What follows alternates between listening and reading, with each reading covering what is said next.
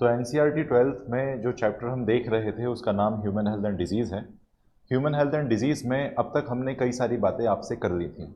आज जिस बात को हम करने जा रहे हैं वो बात जुड़ी हुई है एक प्रोटोजोअल डिजीज़ के साथ जिसका नाम है मलेरिया। मलेरिया के बारे में आप और मैं अनजान नहीं हैं। इस बीमारी का नाम हमने कभी ना कभी कहीं ना कहीं किसी न किसी मोड़ पर सुना होगा। मलेरिया नाम की बीमारी पर अगर हम एग्जामिनेशन पॉइंट ऑफ व्यू से बात करें तो इस टॉपिक से आपको एग्ज़ाम में एक एमसीक्यू मिल जाएगा ऐसा मुझे लगता है ना। और जो हमें लगता है वो कई बार हो भी जाता है तो और ज़्यादा लगने लगता है।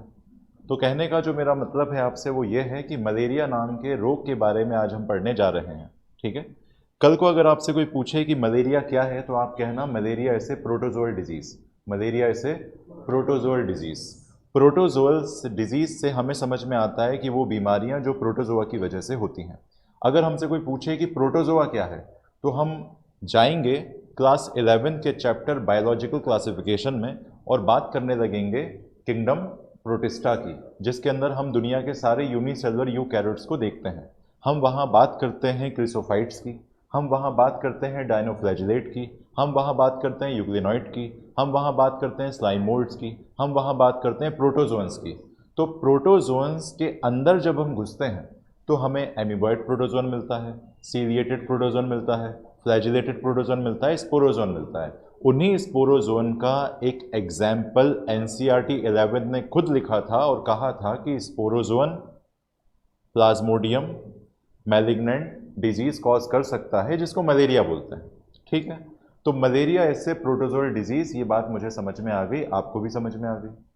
मलेरिया के टाइप्स अगर मुझसे कोई पूछे कि मलेरिया के आप टाइप्स बता दीजिए, मलेरिया कितने प्रकार का होता है आप ये बता दीजिए, तो मैं कहूँगा बेनाइन टर्शियन मलेरिया, जो मैंने पहले से लिख के रखा है। बेनाइन टर्शियन मलेरिया अगेन जो मैंने अलग अलग पॉजिटिव एजेंट के लिए लिखा है। बेनाइन कॉटन मलेरिया और मैलिग्नेंट टर्शियन मलेरिया। बेनाइन और मैलिग्नेंट ये दो ऐसी टर्म्स हैं जो किसी बीमारी के लेवल को बताती है, उसके असर को बताती है, वो कितना घातक हो सकता है या कितना कमज़ोर हो सकता है इसके बारे में बताती है। तो अगर आपसे कोई पूछे कि बेनाइन डिजीज़ क्या कहता है तो बेनाइन डिजीज़ ऐसा कहता है जो आगे चलकर जानलेवा ना बने, जो आए और चला जाए। ऐसा कोई भी रोग, ऐसी कोई भी बीमारी जो आकर चली जाए, एक समय तक रहे आपकी बॉडी में और बिना आपकी जान लिए चली जाए, ऐसी है, ऐसा डिजीज़ को हम बिनाइन डिजीज़ कहते हैं। For example benign tumour. Benign tumour आपकी बॉडी पर वो ट्यूमर्स होते हैं जो आपको मैलिग्नेंट रूप में नज़र नहीं आते। ठीक है, ये आपको किसी एक पर्टिकुलर जगह पर लोकलाइज मिलते हैं और ये बॉडी में स्प्रेड नहीं होते। ऐसे कोई भी ट्यूमर जो बॉडी में स्प्रेड ना हो और आगे चलकर आपके लिए घातक साबित ना हो, ऐसी किसी बीमारी, ऐसे किसी ट्यूमर को हम बेनाइन ट्यूमर के नाम से जानते हैं। वहीं अगर हमसे कोई पूछे कि मैलिग्नेंट का मतलब क्या है या मैलिग्नेंसी का मतलब क्या है, तो जो हमारे लिए आगे चलकर घातक हो सकता है, जो हमारे लिए आगे चलकर जानलेवा हो सकता है, जो हमारे लिए आगे चलकर डेंजरस हो सकता है, वो है मैलिग्नेंट। तो मैलिग्नेंट वर्ड रिप्रेजेंट करता है घातक या जानलेवा या मोर डेंजरस लेवल को, और बेनाइन शब्द रिप्रेजेंट करता है कमज़ोर, जो आगे चलकर घातक ना बने, जो आगे चलकर फैटल ना बने, जो आगे चलकर नुकसानदायक ना बने बहुत ज़्यादा लेवल पर।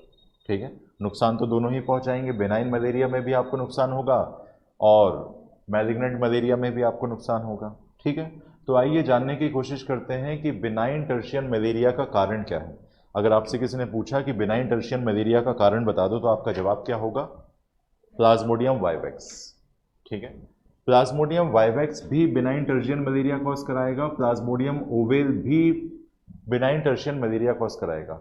ये जो आपको पी डॉट वाइवेक्स लिखा दिखाई दे रहा है, आपको पी डॉट ओवेल दिखाई दे रहा है, आपको पी डॉट मलेरिया दिखाई दे रहा है, आपको पी डॉट फाल्सीपेरम दिखाई दे रहा है, ये असल में कॉजेटिव एजेंट है एनोफिलीज की बॉडी में। जो प्लाज्मोडियम हमें देखने को मिलता है उन प्लाज्मोडियम की ये 4 स्पीशीज हमें यहाँ दिखाई दे रही हैं। ठीक है, plasmodium is the genus and vivax ovale malaria falciparum is the name of species. तो कल को अगर आपसे कोई ये पूछे कि मलेरिया के पीछे कारण कौन है, मलेरिया नाम के रोग में किसका हाथ है, ऑप्शन ए प्लाज्मोडियम का हाथ है, ऑप्शन बी विरोधी पार्टी का हाथ है, तो आप क्या जवाब देंगे, प्लाज्मोडियम का हाथ है। किसी ने आपसे पूछा कि प्लाज्मोडियम की 4 स्पीशीज के नाम बता दो, तो आप कहना फाल्सीपैरम, ओवेल, मलेरिया, वाइवेक्स। इन 4 स्पीशीज में से आपसे एग्जामिनर ये सवाल पूछ सकता है कि कौन सी स्पीशीज से कौन से टाइप का मलेरिया होगा। अगर आपसे पूछा जाए कि फाल्सीपैरम से कौन सा मलेरिया होगा, तो आप कहेंगे बेनाइन मैलिग्नेंट टर्शियन मलेरिया। तो यहाँ पे एक सवाल बन गया कि फाल्सीपैरम इंड्यूस मैलिग्नेंट मलेरिया, फाल्सीपैरम की वजह से मैलिग्नेंट मलेरिया होता है। ठीक है, अगर आपसे कोई पूछे कि which of the following malaria is non fatal, और ये 4 ऑप्शन एग्जाम में मिल जाए, तो आप कहोगे benign tertian malaria is non fatal. आपसे पूछा जाएगा कि वाइवेक्स के द्वारा जो मलेरिया होता है और ओवेल के द्वारा जो मलेरिया होता है, इनमें अंतर क्या है, तो आप कहोगे कि वाइवेक्स के द्वारा जो मलेरिया होता है वो नॉन फैटल है, लेकिन ओवेल के द्वारा जो मलेरिया होगा वो हर तीसरे दिन में फीवर के रूप में आप में नजर आएगा, है ना। जो वाइवेक्स की वजह से मलेरिया होगा, इसमें फीवर इतना ज़्यादा रिपीटेशंस में नहीं होगा, इतना ज़्यादा रिकर नहीं होगा, दोबारा नहीं आएगा, एक बार दवा गोली देने पर आराम मिल जाएगा। ठीक है, तो आपसे किसी ने पूछ लिया कि भाई फाल्सीपैरम नाम का जो स्पीशीज़ है प्लाज्मोडियम का, वो किस तरह का मलेरिया कॉज करेगा, तो आप बता देंगे कि मैलिग्नेंट टर्शियन मलेरिया कॉज करेगा। इसके अलावा जो चीज़ आपको यहाँ पता होनी चाहिए वो ये है कि मलेरिया के लिए जिम्मेदार प्लाज्मोडियम के कितने होस्ट हैं, है ना। एक चीज़ आती है होस्ट और एक चीज़ आती है पैरासाइट। पैरासाइट वो है जो किसी दूसरे ऑर्गेनिज्म पर निर्भर है अपने फूड और शेल्टर के लिए, अपने भोजन और अपने आवास और अपने फूड के लिए, अपने भोजन, अपने आवास और अपने सारे मेटाबॉलिक फंक्शंस के लिए जो दूसरों पर निर्भर है, वो पैरासाइट है। Parasite is an organism which depends on other for food and shelter. ठीक है, पैरासाइट एक ऐसा प्राणी है जो दूसरे किसी ऑर्गेनिज्म पर निर्भर रहता है अपने फूड और शेल्टर के लिए। ठीक है, जिस ऑर्गेनिज्म के द्वारा एक पैरासाइट को पनाह दी जाती है, रहने की जगह दी जाती है, भोजन दिया जाता है, मेटाबॉलिक एक्टिविटीज़ परफॉर्म करने के लिए स्थान दिया जाता है, उस ऑर्गेनिज्म को दुनिया वाले होस्ट कहते हैं। ठीक है, तो होस्ट एक ऐसी जगह हो जाती है जहां पर ऑर्गेनिज्म को पनाह दी जाती है ना। होस्ट एक ऑर्गेनिज्म की ऐसी जगह है, होस्ट एक ऐसा ऑर्गेनिज्म है जो किसी को पनाह दे रहा है। तो पनाह देने वाला होस्ट और पनाह लेने वाला पैरासाइट, पनाह देने वाला होस्ट, पनाह लेने वाला पैरासाइट। ठीक है, एक चीज़ होती है बेपनाह, वो अलग होता है। ठीक है, एक होता है पनाह जो आप आम का बना के पीते हो, एक होता है बेपनाह जो आप गानों में सुनते हो। ठीक है, एक होता है पनाह जो आप यहाँ देख रहे हो, मतलब जगह देना। ठीक है, बोलते हैं मुझे कुछ तो पनाह दे दो, तो वो अलग चीज़ है, वो अलग मैटर है। ठीक, ऐसे तो याद रहेगा आपको। तो होस्ट है पनाह देने वाला, है ना। या फिर आप ऐसा कह दो कि अगर निब्बा ने निब्बी के दिल में पनाह मांगी है, तो निब्बी हो गई होस्ट और निब्बा हो गया पैरासाइट। ठीक है, तो निब्बी ने अगर अपने दिल में एक निब्बा को पनाह दी है, तो निब्बा क्या कहलाएगा, पैरासाइट, और निब्बी क्या कहलाएगी इन दिस वे, होस्ट। समझ में आया। अगर आपसे पूछा गया कि जो प्लाज्मोडियम है ये तो पैरासाइट है, परजीवी है, ये होस्ट की तलाश कर रहा है, इसको पहले होस्ट के रूप में कौन मिलेगा, तो इसको पहले होस्ट के रूप में मैन मिलेगा, आदमी मिलेगा, औरत मिलेगी, इंसान मिलेगा। क्योंकि इंसानी खून में वो प्रोटीन है जो फीमेल एनोफ्लीस को एग ले करने के लिए ज़रूरी है।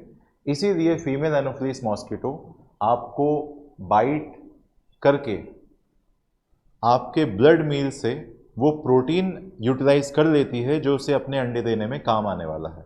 तो अगर आपसे कोई पूछ ले कि आपको काटता कौन है, तो आप कहोगे फीमेल एनोफिलीज मॉस्किटो काटती है मलेरिया के कंसर्न में। काटने को तो कोई भी काट सकता है, डॉग काट सकता है, मेल डॉग काट सकता है, फीमेल डॉग काट सकती है ना, तो हमेशा फीमेल ही काटेगी ऐसा नहीं है, ठीक है, लेकिन अधिकांश फीमेल ही काटती है, ठीक है, बात समझ गए, है ना। आप जा रहे थे, आपकी साइकिल का स्टैंड एक नवजात कुत्ते के बच्चे पर पड़ गया, ठीक है, पप्पी जिसको बोलते हैं, है ना, जिसको देख के लोगों का वो निकल जाता है, ठीक है ना, ये AWWW, है ना, ऐसे करके लोग उसको खिलाने लगते हैं फिर छोटे बच्चों को, ठीक है। तो आप जा रहे थे, आपकी साइकिल का स्टैंड जो है वो छोटे पप्पी से टकरा गया, पप्पी, है ना, उससे टकरा गया, तो फिर उसकी मम्मी को पता चल गया, तो मम्मी जो है जब तक आपने स्पीड नहीं बढ़ा दी अपनी साइकिल की, जब तक आपका पीछा करने लगी और भौंकने लगी। ऐसा कई बार हुआ है आपके साथ, ठीक है। तो इसमें जो है आपकी साइकिल की स्पीड मैटर करती है कि वो कुतिया काटेगी कि नहीं काटेगी, समझ में आ गई बात। तो अगर आपसे किसी ने अगर आपसे कहा कि जो है, किसी ने आपसे कहा कि फीमेल एनोफिलीज मॉस्किटो आपको बाइट करती है या फिर मेल एनोफिलीज मॉस्किटो आपको बाइट करता है, तो आप जवाब दोगे फीमेल एनोफिलीज मॉस्किटो ही आपको बाइट करती है, ठीक है। प्लाज्मोडियम एक पैरासाइट है, इसे आपकी बॉडी में पहुंचने के लिए एक होस्ट चाहिए, एक वेक्टर चाहिए, ठीक है, एक वेक्टर चाहिए। तो यहां पर मैं कह सकता हूं कि female anopheles mosquito secondary host होने के साथ साथ एक वेक्टर का काम भी करेगी। वेक्टर वो कोई भी ऑर्गेनिज्म हो सकता है जो किसी एक पर्टिकुलर माइक्रो ऑर्गेनिज्म को इन्फेक्टेड पर्सन से हेल्दी पर्सन की बॉडी में लाए, ठीक है। वेक्टर या कैरियर कोई भी ऐसा प्राणी हो सकता है जो किसी डिजीज कॉजिंग माइक्रोब को इन्फेक्टेड पर्सन की बॉडी से हेल्दी पर्सन की बॉडी में लेकर आए। अब यहां पर एक सवाल बन जाता है, क्या एक organism host as well as vector दोनों की भूमिका निभा सकता है? तो जवाब है हाँ। और एग्जाम्पल क्या है? Female anopheles mosquito. Female anopheles mosquito ने मलेरिया के कारण बनने वाले प्लाज्मोडियम को पनाह भी दे दी और उसे इन्फेक्टेड पर्सन की बॉडी से हेल्दी पर्सन की बॉडी में ले जाने के लिए एज ए वेक्टर भी काम कर दिया, ठीक है। तो पनाह देने वाला कभी कभी वेक्टर का रोल भी निभा लेता है। ये स्टेटमेंट अगर एग्जाम में बन के आया तो हम इसे सही बताएंगे या सरासर झूठ बताएंगे? हम इसे सही बताएंगे। बात समझ में आई? तो यहाँ पे जो सवाल मैंने समझाने की कोशिश की है, उम्मीद है आपको समझ में आ गया होगा। अब अगर आपसे कोई पूछे कि प्लाज्मोडियम क्या है, आप कहोगे प्लाज्मोडियम एक प्रोटोजोअल पैरासाइट है। आपसे कोई पूछे फीमेल एनोफिलीज मॉस्किटो क्या है, फीमेल एनोफिलीज मॉस्किटो एक मॉस्किटो है। प्लाज्मोडियम आपको नजर नहीं आएगा लेकिन फीमेल एनोफिलीज मॉस्किटो आपको नजर आएगी, ठीक है। प्लाज्मोडियम नाम के इस पैरासाइट को फीमेल एनोफिलीज मॉस्किटो ने आपकी बॉडी में स्पोरोजॉइट के रूप में इंजेक्ट कर दिया, स्पोरोजॉइट के रूप में इंजेक्ट कर दिया। तो कल को अगर आपसे कोई पूछे कि फीमेल एनोफिलीज मॉस्किटो यानी फीमेल एनोफिलीज मच्छर ने आपकी बॉडी में प्लाज्मोडियम के किस रूप को इंजेक्ट कर दिया, तो आप जवाब दोगे स्पोरोजॉइट को इंजेक्ट कर दिया। किसे इंजेक्ट कर दिया? स्पोरोजॉइट को इंजेक्ट कर दिया, ठीक है। इसके अलावा अगर आपसे कोई पूछे कि ये स्पोरोजॉइट आपकी बॉडी में ब्लड में पहुंचकर कहां जाएगा और क्या करेगा, तो आप जवाब दोगे कि फीमेल एनोफिलीज मॉस्किटो के बाइट करने पर जो स्पोरोजॉइट हमारी बॉडी में आया, वो स्पोरोजॉइट सबसे पहले हमारे लिवर सेल्स में जाएगा, सबसे पहले लिवर सेल्स में जाएगा और लिवर सेल्स में जाकर क्या करेगा? शाइजोगोनी करेगा। क्या करेगा? शाइजोगोनी करेगा। और शाइजोगोनी से क्या बना देगा? शाइजोंड बना देगा। शाइजोंड एक ऐसा स्ट्रक्चर है, एक ऐसा स्ट्रक्चर हो सकता है शाइजोंड जिसमें नंबर ऑफ न्यूक्लियस बहुत सारे हैं, नंबर ऑफ न्यूक्लियस बहुत सारे हैं। एक ऐसा सेल डिवीजन जिसमें रिपीटेड कैरियोकाइनेसिस तो हुए लेकिन साइटोकाइनेसिस के द्वारा फॉलो नहीं किए गए। हम एक चीज पढ़ते हैं KFC। KFC का मतलब हमेशा फ्राइड चिकन वाली दुकान नहीं होती। KFC का मतलब यहाँ पर है karyokinesis is followed by cytokinesis. अधिकांश केसेस में जो कैरियोकाइनेसिस होता है मतलब न्यूक्लियस का डिवीजन होता है, वो फॉलो किया जाता है साइटोप्लाज्म के डिवीजन के साथ, सेल के डिवीजन के साथ। यानी एक बार न्यूक्लियस के डिवाइड करने पर साइटोप्लाज्म का डिवीजन होता है, सेल का डिवीजन होता है, और इस तरह से दो सेल हमें दो नए न्यूक्लियस के साथ मिल जाते हैं। लेकिन क्या होगा कि जब एक सेल के अंदर कैरियोकाइनेसिस तो हो रहा हो लेकिन साइटोकाइनेसिस नहीं हो रहा हो, तो बताओ ऐसे में क्या होगा? उस सेल के अंदर न्यूक्लियस बढ़ जाएंगे या साइटोप्लाज्म बढ़ जाएगा? न्यूक्लियस बढ़ जाएगा। मेरे कहने का मतलब यह है कि एक शाइज़ोंट है, उसके अंदर बहुत सारा माइटोटिक डिवीजन हुआ, बहुत सारे डिवीजन हुए जिससे न्यूक्लियस बढ़ गए। न्यूक्लियस तो बढ़ गए लेकिन इन न्यूक्लियस को साइटोप्लाज्म ना मिलने की वजह से ये नए सेल में डिफ्रेंशिएट नहीं कर सके। तो शाइज़ोंट एक ऐसा स्ट्रक्चर है जिसमें आपको मल्टीपल न्यूक्लियस नजर आएंगे। आई बात समझ में? ये मल्टीपल न्यूक्लियस आगे चलकर जिस चीज का रूप लेंगे उसे हम क्या कहते हैं? मीरोजॉइड्स।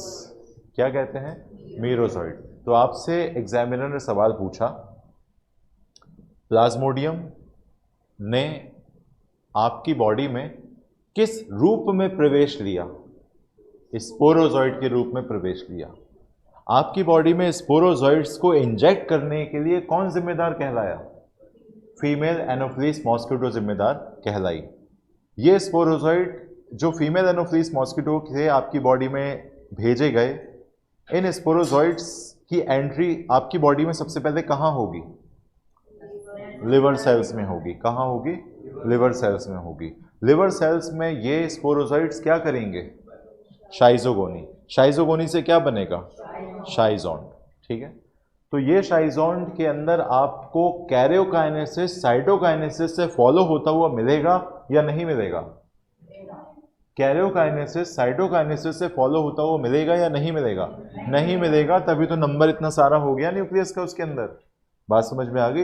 ये वो सारे स्टेटमेंट हैं जो एग्जाम में सवाल बनकर मिलेंगे और आपके माथे पर चिंता की लकीरें बनाने में हेल्प करेंगे। बात समझ गए? चलिए, तो इसी बात पर मेरे ख्याल से इतनी बातें समझने के बाद आगे बढ़ते हैं और जानने की कोशिश करते हैं कि कैसे शाइज़ोंट आगे प्रोसेस करता है आपकी बॉडी में। शाइज़ोंट के पास दो ऑप्शन हैं, मीरोजॉइड बनाने का और उस मीरोजॉइड को ट्रोफोजॉइड के साथ साथ मेल और फीमेल गैमेट में डिफ्रेंशिएट करने का। डिफ्रेंशिएट मतलब रूपांतरण करना, किसी भी चीज़ को किसी भी चीज़ में चेंज करने की जो प्रोसेस होती है उसको डिफ्रेंशिएशन बोलते हैं। डिफ्रेंशिएशन का मतलब होता है रूपांतरण। एक सेल जो अब सेल डिवीजन छोड़कर कमिटेड हो गया है एक स्पेसिफिक फंक्शन परफॉर्म करने के लिए, हम ऐसे सेल को बोलते हैं कि वो सेल डिफ्रेंशिएट हो चुका है, वो सेल रूपांतरित हो चुका है। बात समझ गए? तो शाइज़ोंट जो है वो मीरोजॉइड में ट्रांसफॉर्म हो जाएगा। मीरोजॉइड कुछ नहीं बल्कि शाइज़ोंट के अंदर से निकले हुए सेल्स हैं जो एक समय के बाद थोड़े से मैच्योर हो चुके हैं। अगर ये शाइज़ोंट है तो ये मीरोजॉइड्स हैं। शाइज़ोंट के बर्स्ट होने से क्या बाहर आएगा? है ना, मीरोजॉइड्स बाहर आएंगे। ये मीरोजॉइड्स आगे चलकर लिवर में ही ट्रोफोजॉइड्स में चेंज हो जाएंगे। अब यहां पर एक सवाल बन गया एग्जामिनेशन पॉइंट ऑफ व्यू से कि शाइज़ोंट जो बने थे लिवर सेल्स में, उनके बर्स्ट होने से जो मीरोजॉइड रिलीज हुए वो लिवर में हुए या लिवर से बाहर हुए? लिवर में हुए। वो मीरोजॉइड लिवर सेल्स से यानी हेपेटोसाइट से बाहर आ जाएंगे और कहां एंटर करेंगे? रेड ब्लड सेल्स में। तो ये ट्रोफोजॉइड्स रेड ब्लड सेल्स में बनने वाले मीरोजॉइड्स का मैच्योर फॉर्म है। आई बात समझ में? मीरोजॉइड का मैच्योर फॉर्म ट्रोफोजॉइड है। ठीक है, इस बात को कैसे याद कर सकते हैं? शाइजोन से मीरोजॉइड, मीरोजॉइड से ट्रोफोजॉइड, SMT। ठीक, इसमें आप A लगा लो, N लगा लो और A भी फंसा दो, तो सनम तेरी कसम से याद हो जाएगा। ठीक है ना? एक गाना आता है, कितने भी तू कर ले सितम, हंस हंस के सहेंगे हम, लेकिन ये प्यार होगा ना कम, सनम तेरी कसम। ठीक है, आप कह रहे होगे सर ये कौन सा पड़ा है, हमने तो वो सुना है, वो वाला एक मूवी आई थी सनम तेरी कसम। ठीक है, गाने के बोल हैं, है ना? चलो आगे देखते हैं। तो आपको जैसे याद करना है वैसे याद कर लो। आप याद कर लो SMT से। ठीक है, जैसे कोई किसी का नाम सुमित है तो S से याद आएगा इसको शाइजोन, M से याद आएगा मीरोजॉइड, T से याद आएगा ट्रोफोजॉइड, है ना? तो मीरोजॉइड का ही मैच्योर फॉर्म क्या है? ठीक है, मीरोजॉइड का ही मैच्योर फॉर्म क्या है? ट्रोफोजॉइड। ठीक है, तो ये जो ट्रोफोजॉइड है ये रेड ब्लड सेल में नजर आएगा या लिवर सेल्स में नजर आएगा? ये रेड ब्लड सेल्स में नजर आएगा, और रेड ब्लड सेल्स के हीमोग्लोबिन को ये कहीं ना कहीं डैमेज पहुंचा रहा होगा, हीमोग्लोबिन को ये कहीं ना कहीं ब्रेक कर रहा होगा, हीमोग्लोबिन को ये कहीं ना कहीं डैमेज कर रहा होगा, हीम को और ग्लोबिन को सेपरेट कर रहा होगा। आई बात समझ में? हीम को और ग्लोबिन को ये सेपरेट कर रहा होगा, जुदा कर रहा होगा। जब हीमोग्लोबिन ब्रेक होने लगेगा तो आपको एक चीज नजर आएगी रेड ब्लड सेल में जिसको बोलते हैं सिग्नेट रिंग ट्रोफोजॉइड। ठीक है, ये सिग्नेट रिंग ट्रोफोजॉइड ही कारण है जो हीमोग्लोबिन को डैमेज करता है। तो आपसे पूछा गया सिग्नेट रिंग ट्रोफोजॉइड ये फिनोमिनन कहां देखने को मिलता है, तो आप जवाब दोगे रेड ब्लड सेल्स में देखने को मिलता है। किसकी वजह से देखने को मिलता है? प्लाज्मोडियम की वजह से देखने को मिलता है। ये सिग्नेट रिंग ट्रोफोजॉइड किसके द्वारा बनाया गया है? ट्रोफोजॉइड के द्वारा बनाया गया है। ट्रोफोजॉइड किसके द्वारा बनाया गया है? मीरोजॉइड के द्वारा बनाया गया है। मीरोजॉइड किसकी वजह से बनाया गया है? शाइजोन की वजह से। ये सारी चीजें याद रहेंगी हमें। सिग्नेट रिंग ट्रोफोजॉइड ने डैमेज कर दिया है, ब्रेक कर दिया है हीमोग्लोबिन को, जिसकी वजह से हीमोजॉइन बना, और इसी हीमोजॉइन की वजह से मलेरिया के पेशेंट को हर 2-3 दिन छोड़ के बुखार आएगा, और जिस हिसाब से उसको बुखार आएगा, जितने दिन छोड़ छोड़ के आएगा, उस हिसाब से भी हम क्लासिफाई कर पाएंगे कि मलेरिया हुआ कौन सा है। बेनाइन टर्शियन मलेरिया हुआ है या मैलिग्नेंट मलेरिया हुआ है, बेनाइन कॉटन मलेरिया हुआ है या बेनाइन टर्शियन मलेरिया हुआ है। इस बात को हम डिफ्रेंशिएट कर पाएंगे on the basis of recurrence of fever. ठीक है, तो आपसे किसी ने कहा कि हीमोजॉइन को पायरोजेनिक कंपाउंड क्यों बोला, तो आप कहोगे क्योंकि इसी हीमोजॉइन के बनने की वजह से पेशेंट को बुखार आएगा, बार बार आएगा, हर 2-3 दिन छोड़कर आएगा। ठीक है, और इसी हीमोजॉइन के बार बार हाइपोथैलेमस को इंड्यूस करने से, स्टिमुलेट करने से फीवर बढ़ेगा बॉडी का। ठीक है, और शिवरिंग होगी बॉडी में। ठीक है, बुखार लग के सर्दी लगेगी, ठिठुरेगा वो व्यक्ति। ठीक है, परिवार की सारी रजाइयाँ उड़ने के बाद भी वो कहेगा ठंड लग रही है मुझे और उड़ा दो। ठीक है, तो अब सिर्फ पर्दे बचे हैं घर के। ठीक है, समझ गए? ऐसा है ना, बात समझ में आ गई? तो मीरोजॉइड से ट्रोफोजॉइड, ट्रोफोजॉइड से सिग्नेट रिंग ट्रोफोजॉइड, और इसी मीरोजॉइड का कुछ हिस्सा आगे चलकर डिफ्रेंशिएट हो जाता है रेड ब्लड सेल्स में ही। ये कथा रेड ब्लड सेल्स की है, ये वाला पार्ट भी रेड ब्लड सेल्स में ऑकर हो रहा है, और ये वाला इवेंट भी रेड ब्लड सेल में ही चल रहा है। ये दोनों इवेंट, ट्रोफोजॉइड का बनना और मेल फीमेल गैमेट का बनना, both are occurring in red blood cells. तो ये अपने आप में एक सवाल है कि ट्रोफोजॉइड्स का फॉर्मेशन और मेल एंड फीमेल गैमेट का फॉर्मेशन ऑफ द प्लाज्मोडियम कहाँ होता है, तो आपका जवाब होगा आरबीसी में होता है। ठीक है, मेल गैमेट फीमेल गैमेट आपस में क्या करते हैं? फर्टिलाइजेशन करते हैं, इसके अलावा उनके पास दूसरा कोई ऑप्शन नहीं है। फर्टिलाइजेशन का परिणाम क्या है? जाइगोट। ये जाइगोट कहाँ बनेगा और ये फर्टिलाइजेशन कहाँ होगा? ये फर्टिलाइजेशन आरबीसी में नहीं होगा, ये gut of female Anopheles mosquito में होगा। ठीक है, इतना हिस्सा आपकी बॉडी में चला, इतना हिस्सा फीमेल एनोफिलिस मॉस्किटो की बॉडी में चला। आपकी बॉडी में जो मीरोजॉइड्स थे वो डिफ्रेंशिएट होकर अगर मेल एंड फीमेल गैमेट बने तो पूरी बॉडी में ये मेल फीमेल गैमेट पहुंच जाएंगे, यानी आपकी ब्लड में प्लाज्मोडियम के मेल गैमेट और फीमेल गैमेट मौजूद हैं। ठीक है, जब भी कोई फीमेल एनोफिलिस मॉस्किटो जिसकी बॉडी में प्लाज्मोडियम नहीं है वो आपका ब्लड सक करेगी, आपका खून चूसेगी, तो आपके ब्लड मील के साथ उसकी बॉडी में और क्या जाएगा? मेल एंड फीमेल गैमेट जाएगा।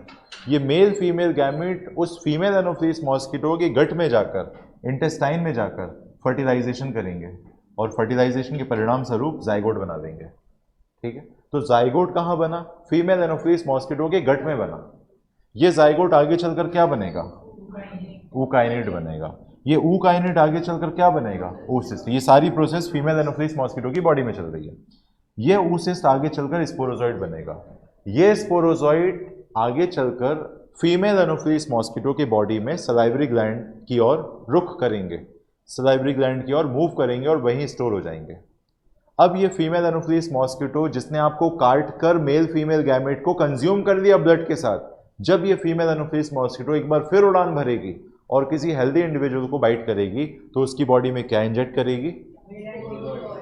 अच्छा, स्पोरोजॉइड्स को इंजेक्ट करेगी। जो स्पोरोजॉइड्स फर्टिलाइजेशन के परिणाम स्वरूप बने थे, जो oocyst के अंदर से निकले थे, वो स्पोरोजॉइड्स ये फीमेल एनोफिलिस मॉस्किटो किसी हेल्दी पर्सन की बॉडी में जाके इंजेक्ट करेगी। अगेन स्पोरोजॉइड जाएंगे, अगेन लिवर में जाएंगे, वो स्पोरोजॉइड और क्या करेंगे? शाइजोगोनी, शाइजोगोनी से शाइजोन बनेगा, शाइजोन से मीरोजॉइड बनेगा, मीरोजॉइड से ट्रोफोजॉइड बनेगा।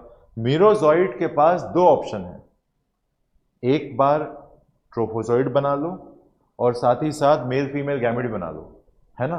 तो मेल फीमेल गैमेट जो हैं वो जब बन जाएंगे इसके प्लाज्मोडियम के और आपकी पूरी बॉडी में सर्कुलेट होंगे तो कोई भी आपका जब ब्लड सक करेगा फीमेल एनोफिलिस मॉस्किटो तो उसकी बॉडी में ब्लड मिल के साथ क्या पहुंच जाएगा? गैमेट पहुंच जाएंगे और गैमेट का फर्टिलाइजेशन कहाँ हो जाएगा?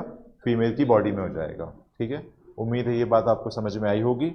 मलेरिया की सारी लाइफ साइकिल हमने यहाँ पर देखी और मलेरिया नाम के रोग पर जो सवाल एग्जाम में पूछे जा सकते हैं उनके बारे में हमने जाना। ठीक, एक बार फिर मुलाकात होगी एक नए टॉपिक के साथ, एक नई बीमारी के साथ, एक नए कॉन्सेप्ट के साथ।